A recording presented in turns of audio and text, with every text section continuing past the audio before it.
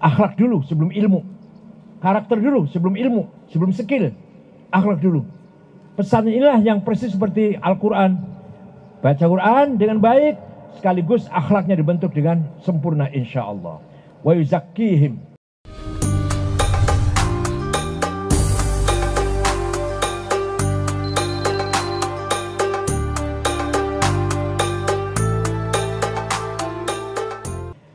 Anak sekalian, bagaimana Rasulullah SAW diperintah oleh Allah agar membangun orang Arab yang waktu itu orang Arab dari sisi peradaban ummiyin, buta huruf, dari sisi agama dhalalim mubin, sangat sesat. Jadi orang Arab itu bangsa yang terbelakang, primitif, tidak berperadaban, tidak berilmu pengetahuan. Agamanya pun agama yang sesat, menyembah batu, berhala, yang tidak punya kitab suci, tidak punya wahyu sama sekali. Nah, Nabi Muhammad diutus oleh Allah membangun masyarakat yang seperti itu. Gimana caranya? Al-Quran memberikan guidance kepada Rasulullah dalam firman-Nya, huwallazi ba'atsa fil ummiyina rasulan minhum yatlu 'alaihim ayatihi wa yuzakkihim wa yu'allimuhumul kitaba wal hikmah wa in kanu min qablu lafi dhalalin mubin. Pertama, langkah pertama, yatlu 'alaihim ayatihi, menyampaikan bacaan Al-Quran kepada masyarakat yang ummiyin, masyarakat yang tidak berilmu pengetahuan, primitif, terbelakang, buta huruf, diperdengarkan Al-Quran kepada mereka. Ini kunci pertama perjuangan Islam di sini. Maka kalau tadi Gus Alamuddin mengatakan akan ada Al-Fadlu 3 khusus tahfidz Quran, ini dalam rangka melanjutkan perjuangan Rasulullah SAW. Kunci pertama, langkah pertama adalah tilawatul Quran, tilawah mujawwadah. Baca Quran dengan benar, baca Quran dengan baik. Saya paling jijik kalau mendengarkan orang khutbah Jumat atau mubaligh atau dai atau ustadz di Jakarta, pidatonya menggebu-gebu, tapi begitu mengeluarkan ayat Quran, prentang-prentong, nggak pakai tajwid, salah semua bacaannya. Saya merasakan jijik itu. Dai, khotib, mubaligh harus baca Quran dengan benar. Selama belum bisa baca Quran dengan benar, jangan coba-coba jadi mubaligh, jadi khotib Jumat. Pidato gampang, pidato, baca Quran dulu dong yang benar. Pidatonya enak, menggebu-gebu, memprovokasi segala macam, kampanye juga. Begitu keluar ayat Quran, baca Qurannya tidak benar. Ini sangat menyedihkan. Oleh karena itu, saya pun sangat sedih kalau ada pesantren tidak mewajibkan belajar Al-Quran. Ada itu, tidak banyak itu. Pesantren modern. Kiainya tidak mewajibkan santri ngaji Al-Quran. Tidak mewajibkan. Salah besar. Kiai, pemangku pesantren harus mewajibkan kepada santrinya ngaji Quran. Syukur bil ghaib, minimal bin nazar, tapi yang qiraah mujawwadah dengan bacaan yang benar. Salah besar kalau di pesantren tidak mewajibkan kepada santrinya ngaji Quran. Salah besar itu. Mumpung masih di pondok, masih di pesantren, ayo kita belajar baca Al-Quran dengan benar. Dulu Nabi Muhammad punya pasukan penulis wahyu. Karena Nabi sendiri tidak bisa nulis. Nah, penulis wahyu ada 23 orang. Dipimpin oleh sahabat Zaid bin Thabit. Anggotanya Sayyidina Ali, Mu'ad bin Jabal, Muhammad bin Maslamah, Abu Ayyub Al-Ansari, dan lain-lain. Itu yang ditugaskan merawat, menulis wahyu yang turun kepada Muhammad SAW. Tapi waktu itu terpencar-pencar. Ada yang punya tulisan cuma sekian juz, ada yang cuma sekian bagian, ada yang punya tulisan sekian surat. Jadi ketika Nabi Muhammad masih hidup itu, wahyu sudah ditulis, tapi belum satu apa? Belum satu buku lah, belum. Masih terpencar-pencar. Ditulisnya kadang di pelapahnya korma, kadang di tulang-tulang onta, kadang di kulitnya onta nulis Qur'annya itu. Jadi sahabat yang mempunyai perpustakaan itu bukan perpustakaan kayak zaman sekarang lemari kita, bukan tumpukan kulit, tumpukan tulang, tumpukan pelapah korma, itu perpustakaan itu. Nah, berkat kebijakan Sayyidina Umar, Quran dijadikan satu, dijadikan satu, membentuk tim penulis wahyu dipimpin oleh sahabat Zaid bin Thabit. Itu pun masih belum sempurna, disempurnakan oleh Sayyidina Utsman, khalifah yang keempat. Oleh karena itu Al-Quran sejak dulu sampai sekarang dijamin tidak akan rusak, berkurang atau bertambah. Jangankan satu kalimat, satu huruf pun tidak berkurang atau bertambah. Kenapa? Karena dijaga oleh hufadzil Quran. Kalau ada penerbit salah cetak, pasti ketahuan. Karena dihafal oleh orang penghafal Quran. Dihafalnya pun mudah. Bayangkan, anak kita barangkali nggak ngerti maknanya, dia bisa hafal juz amma. Juz amma hafal kan? Ngertinya nggak ngerti kan? Tapi juz amma hafal, Yasin hafal, Tabarok hafal, Waqiah hafal. Bayangkan, kalau saya diperintah menghafalkan satu halaman bahasa Cina, saya kan nggak bisa bahasa Cina nih, suruh menghafal, sebulan belum hafal itu. Suruh menghafalkan satu halaman bahasa Korea, bahasa Kamboja, bahasa Thailand, sebulan belum tentu hafal itu. Nggak ngerti artinya lagi. Tapi Quran dihafal dengan mudah. Kalau satu halaman kira-kira 10 menit hafal ya, 10 menit ya. Pas apa 15 menit. Padahal tidak ngerti artinya. Itulah Al-Quran. Mukjizat Al-Quran luar biasa. Siapapun menghafal Al-Quran gampang. Gampang, siapapun. Bukan hanya keturunan kiai, bukan hanya keturunannya bapaknya hafid, bapak anaknya hafid. Enggak. Bapaknya orang biasa, keturunan orang biasa. Kalau anaknya betul-betul ingin hafid Quran, bisa. Mudah, dipermudah oleh Allah. Itulah kehebatan Al-Quran. Kemudian setelah Islam berkembang, maka membutuhkan penyempurnaan tulisan Al-Quran.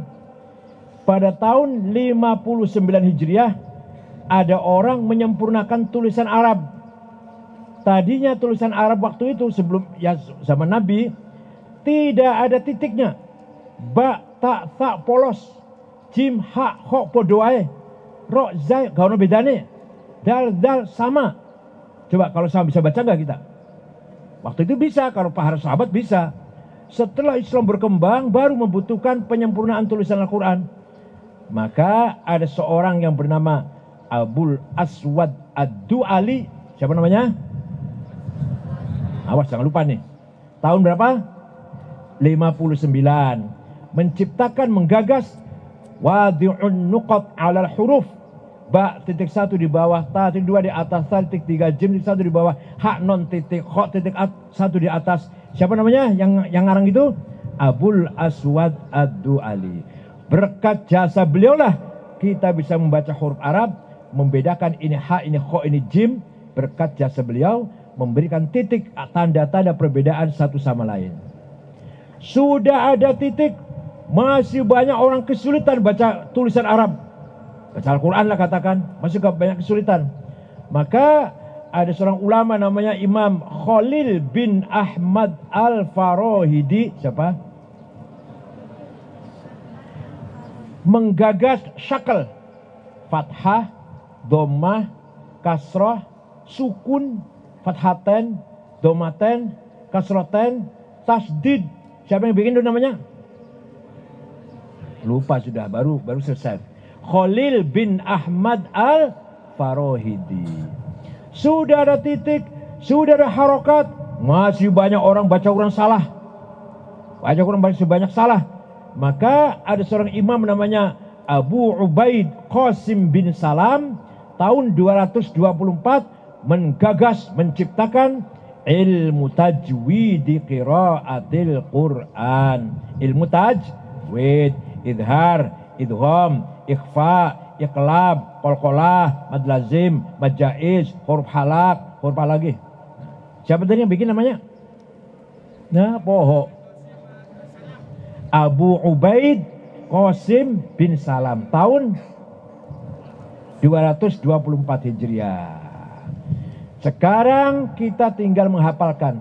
Sudah ada titik, sudah ada harokat, sudah ada ilmu tajwid. Dijamin baca Quran kita benar. Sudah ada teorinya, ada ilmunya. Dulu orang belum ada ilmu tajwid, ada yang benar, ada yang salah. Banyak juga yang salah. Karena belum ada ilmunya. Setelah ada ilmu tajwid, harus baca dengan benar. Rubba qari'il Qur'an wal Qur'anu yal anu. Banyak orang baca Quran, jangankan dapat pahala, bahkan mendapatkan laknat dari Al-Quran karena bacanya tidak pakai tajwid. Cerita Quran sangat panjang sekali, 2 bulan gak habis barangkali, kita loncat saja. Setelah itu Nabi Muhammad wa yuzakkihim, membentuk karakter, akhlak, kepribadian bangsa Arab. Setelah bisa baca Quran, para sahabat dibentuk, dikader, digembleng agar mempunyai the good moral, the good karakter, supaya akhlak yang mulia. Nah, di pesantren ini setelah bisa baca Quran harus dibangun akhlakul karimah. Akhlak dulu sebelum ilmu. Karakter dulu sebelum ilmu, sebelum skill. Akhlak dulu. Pesantren inilah yang persis seperti Al-Quran. Baca Quran dengan baik, sekaligus akhlaknya dibentuk dengan sempurna insyaallah. Wa yuzakkihim. Jangan salah paham kalau bicara akhlak, bukan berarti kita harus kalah ngalah, bukan. Akhlak itu bentuk rohani kita, bentuk spiritual kita. Sama seperti, bukan sama sih, kita punya bentuk 2, fisik jasmani dan yang non jasmani, non fisik, yaitu namanya akhlak. Akhlak itu jamak dari kata khuluq. Wa yuzakkihim tazkiyatun nafas. Ini manusia itu semua mempunyai hawa nafsu. Punya apa? Hawa nafsu ada 2. Ada ghadabiyah, ada syahwatiyah. Ghadabiyah, saya harus jadi presiden. Saya harus jadi bupati. Saya harus jadi ketua umum PBNU. Itu nafsu ghadabiyah itu. Saya harus jadi DPR. Itu ghadabiyah itu namanya. Tapi kalau niatnya baik, cara mencapainya baik, tujuannya baik, maka nafsu ghadabiyah ganti namanya himmah. Apa? Yang keras, yang keras. Nah, santri Al-Fadlu harus punya himmah yang besar. Datangnya dari nafsu ghadabiyah. Tapi nafsu ghadabiyah dimanage, dibentuk sehingga niatnya baik, prosesnya benar, tujuannya mulia, maka namanya saya harus lulus, saya harus pinter, saya harus sukses. Namanya apa itu? Himmah. Nabi Muhammad sendiri himmahnya besar. Muhammadun qaimun lillahi dhu himami. Muhammadun khatamun lirrusli kullihimi. Muhammadun thabitul mithaqi hafidhuhu. Muhammadun sadiqul aqwali wal kalimi. Nabi Muhammad orang selalu jalan di atas jalan Allah, qaimun lillah dhu himamin, mempunyai himmah yang besar. Nabi Muhammad selalu mengatakan, saya tidak boleh kalah, harus menang. Nabi Muhammad itu, makanya menang Islam itu tersebar. Coba kalau Nabi Muhammad seperti ente ini, belum tentu menang. Alah, himmahnya kecil, lah, penakut, peragu, was-was, maju mundur. Alah, seandainya Islam itu datang di Jawa, belum tentu cepat tersebar seperti yang sekarang. Nabi Muhammad orang himmahnya besar. Islam harus menang, Islam harus tersebar, Islam harus unggul. Itu Nabi Muhammad. Kamu pun yang di sini, anak-anakku semuanya harus mempunyai himmah yang besar. Tidak boleh kalah. Santri Al-Fadlu tidak boleh kalah dengan santri lain, tidak boleh kalah dengan pelajar lain, dengan pelajar sekolah lain, gitu ya, gitu ya. Santri Al-Fadlu 2 tidak boleh kalah dengan murid-murid yang lain, gitu ya. Itu namanya himmah namanya. Nafsu ghadabiyah, tapi dengan niat yang baik, cara yang benar, tujuannya lillahi ta'ala atau ibtigha amardhatillah. Dah. Sekarang nafsu syahwatiyah, saya harus kaya, saya harus enak, hidup saya enak, rumah bagus, mobil bagus, istri pokoknya hidup harus enak, nyaman, tenang, sejahtera, kaya, santai. Itu datang dari nafsu syahwatiyah datangnya. Makan enak, minum enak, tempat tidur enak, istri enak, semuanya itu harus datang dari syahwatiyah. Tapi kalau niatnya benar, caranya benar, tujuannya baik, maka nafsu syahwatiyah ganti namanya azimah. Apa? Santri Al-Fadlu 2 harus punya azimah yang besar, harus kaya, harus menjadi konglomerat. Gitu enggak? Gitu enggak? Jangan aku sampai newal harus kaya. Salah itu. Harus kaya. Kalau kaya untuk berjuang kekayaannya. Cari kekayaan juga dengan benar, tidak dengan nipu atau korupsi, tidak. Kalau sudah kaya untuk perjuangan, itu namanya azimah namanya. Gitu ya. Ala qadri ahlil azmi ta'til azaimu wa ta'ti ala qadril kiramil makarimu fatakburu fi ainis saghiri sigharuha wa tasgharu fi ainil azimil azaimu. Dengan azimah kita bisa mencapai segala sesuatu. Apa yang kita inginkan, problem sebesar apapun, kesulitan sesulit apapun, bisa kita atasi asal punya azimah yang kuat. Saya kalau baca orang kaya 50 di Indonesia, konglomerat, dari nomor 1 sampai nomor 50, saya cari orang NU, nggak ada tuh. Paling orang Kaliwungu, nggak ada orang Kaliwungu. Nomor 1 Budi Hartono yang punya pabrik rokok Jarum, itu uangnya 40 miliar dolar. Nomor 2 Sinarmas 38 dolar. Ya, 40 miliar dolar. Kalau Sinarmas 38 miliar dolar. 1 miliar 14 triliun kali 40, hitung dewe lah. Saya cari 50 orang itu. Ya ada orang Islam, ada nomor 6 Khairul Tanjung. Nomor 40 Bayu yang punya Bluebird itu. Haji Rashid dari Kalimantan Tengah ada nomor 39 berapa. Tapi bukan orang NU semuanya itu. Golek orang NU ya Masya Allah. Orang NU paling-paling pom bensin 2 tak. Punya perusahaan properti, perumahan ukuran 36. Menyedihkan. Stop. Kita menjadi orang mustadafin, stop. Harus menjadi aqwiya. Harus apa? Ya. Wal yakhshal ladzina law taraku min khalfihim dzurriyyatan dhi'afan. Jangan sampai kamu meninggalkan anak cucu lemah. Jangan. Mari kita meninggalkan anak cucu yang kuat, aqwiya. Jangan dhi'afan. Kuat imannya, kuat agamanya, kuat akhlaknya, kuat amalnya, kuat ilmunya, kuat syahwatnya, gitu. Kalau sudah punya karakter, punya akhlak, baru diberikan pendidikan ilmu pengetahuan, skill. Disinilah kita digembleng oleh para kiai, para ustadz, para mudaris, agar kita menjadi manusia yang berguna, manusia yang bermartabat, yaitu manusia yang berilmu pengetahuan. Ilmu sekarang sangat luar biasa, yang kita sudah ditantang agar menguasai kemajuan-kemajuan ilmu teknologi. Sekarang sudah revolusi industri 4.0, kita tidak boleh ketinggalan. Walhasil semua diajarkan sini Gus, semua diajarkan ya, bukan hanya agama saja kan. Nah itu, alhamdulillah, karakter dulu baru ilmu. Kalau ilmu dulu baru akhlak, ilmu dulu baru akhlak, sering gagal itu, seringnya gagal. Contoh Nabi Adam, wa 'allama Adamal asma'a kullaha. Nabi Adam pintar, dididik oleh Allah, intelek tuh. Wa 'allama Adam asma'a. Tergoda oleh setan, tergoda oleh iblis, makan buah yang dilarang, baru pintar tuh.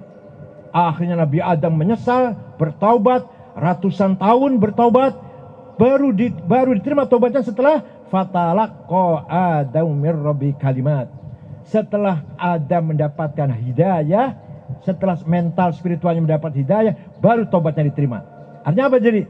Artinya ilmu belum tentu membawa kita bahagia, belum tentu membawa kita baik atau benar, tapi ilmu yang dengan iman itulah ilmu yang bermanfaat. Alhamdulillah, Di pesantren ini bagaikan, bagaikan apa pesan nih? Bagaikan kawah condro di muka apa-apalah. Wa yu'allimuhumul kitab. Nah, sudah ilmu cukup, lulus sudah, nahwu, ilmu tafsir, hadis, fikih, usul fikih, dan seterusnya, ilmu kalam, sudah cukup. Wal hikmah, baru kita mencari hikmah, mencari nurun yakdzifuhullah, nurun mubashirun yakdzifuhullah ala qalbi man yasha, cahaya yang diturunkan oleh Allah kepada hatinya orang yang dia kehendaki, atau yang disebut dengan khawatir ilahiyah. Itu namanya apa? Hikmah, wisdom, kearifan. Banyak orang pintar tapi juga arif. Banyak orang nggak begitu pintar tapi arif, hatinya bersih, sehingga mendapatkan direct illumination, mendapatkan nur yang langsung. Kalau saya contohkan Gus Dur aja contohnya, Gus Dur aja ya. Ya barangkali yang lain juga banyak. Gus Dur itu waktu itu masih sakit, dalam keadaan sakit. Kita dalam kamar itu saya, Pak Muhaimin Iskandar, Pak Saifullah Yusuf, Pak Cakrawardaya, Pak Wisnu, Ketua Golkar Jawa Tengah. Tapi waktu belum Ketua Golkar belum. Mas Pak Harto, Pak Gus Dur lagi dalam keadaan masih sakit. Tiba-tiba duduk Gus Dur sambil gini tangan gini, mengko aku jadi presiden. Masya Allah. Kita orang 5 ini kaget. Karena ini Gus Dur udah konslet ini. Tidak konslet karena habis operasi sarafnya kan. Ya konslet dah, Gus Dur udah konslet dah. Ternyata benar. Itu namanya wal hik. Kalau contoh yang agak besar, agak ke atas lagi, Sayyidina Umar bin Khattab dapat surat dari gubernur Mesir bahwa sungai Nil surut. Sungai Nil airnya kosong. Biasanya sebelum agama Islam, kalau sungai Nil airnya surut, pertanda minta tumbal. Tumbalnya apa? Perempuan cantik diberi perhiasan yang lengkap, gelang kalung emas, dilempar ke sungai, nanti air datang, perempuannya itu hanyut oleh sungai, oleh air. Nah sekarang sudah Islam bagaimana? Sayyidina Umar langsung ambil kertas, ambil pulpen, menulis kepada saudara sungai Nil.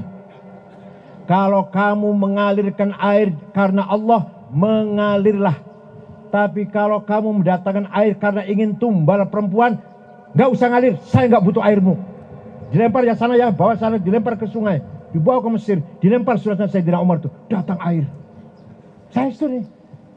Tarik ini sejarah. Saya itu sampai sekarang gak pernah surut air sungai Nil. Berkat suratnya Sayyidina, itu namanya orang punya hikmah.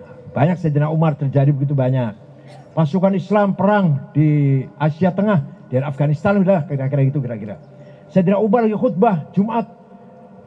Kelihatan bahwa pasukan Islam akan dijebak oleh musuh. Sayyidina Umar perintah dari atas mimbar, Al-Jabal ya Syarikat Islam. Awas itu lihat musuh dari gunung. Awas itu lihat musuh dari gunung itu mau menjebak kamu. Minggir. Awas hati-hati. Yang heran pasukan Islam yang di sana itu pimpinannya namanya Qutaibah bin Muslim. Dengar juga itu heran. Sama-sama hebatnya. Sayyidina Umar perintah dari Madinah dari atas mimbar. Yang di sana perintah juga dengar. Kamu suka dengar perintahnya Kiai nggak? Itulah namanya orang mendapatkan wal hik. Mudah-mudahan santri Al-Fadl ini setelah nanti pinter-pinter semua menjadi ashabul hikmah. Hatinya jernih, hatinya padang, basirohnya, the eye of heart, insight, bisa menerima segala ilham atau khawatir ilahiyah, ilham ilmu laduni, hidayah, sehingga perilakunya selalu benar, tidak terjebak fitnah, tidak terjebak kesalahan-kesalahan, dilalah benar terus. Arab salah lagi orang sidol. Yang orang enggak mau salah itu nggak jadi, mau ke sana tuh belok. Itu namanya orang punya nurun mubashir yakdzifullah ala qalbi man yasha. Mudah-mudahan apa yang saya sampaikan ini bermanfaat, dan saya minta doa kepada adik-adik semuanya. Bukan apa-apa, minta doa saya husnul khotimah. Itu saja yang paling penting.